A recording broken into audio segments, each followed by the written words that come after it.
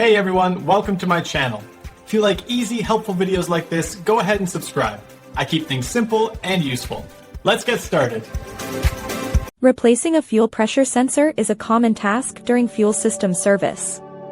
After you install a new sensor, the vehicle computer must learn the new data. This process ensures the fuel pump provides the correct amount of pressure to the engine. If you skip this step, the car might run poorly or trigger a check engine light. You will need a professional scan tool for this job. Be sure to use a tool with bidirectional capabilities. First, make sure you have completed all mechanical repairs and checked for leaks.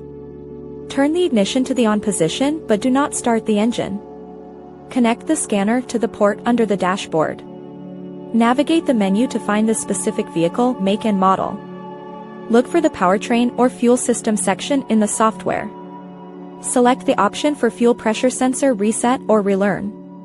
The scanner will send a command to the computer to clear old data. Follow all digital prompts carefully during this process.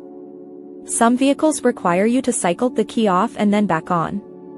Once the reset is complete, start the engine and let it idle for several minutes. This allows the computer to monitor the new sensor performance in real time. Watch the fuel trims and pressure readings on the scanner to confirm everything is within factory specifications. If the readings stay steady, the relearn procedure was successful. The vehicle is now ready for a test drive on the road. This simple step prevents future engine damage and keeps the fuel system running efficiently for many miles ahead on the open road. Thanks for watching. Please like and subscribe.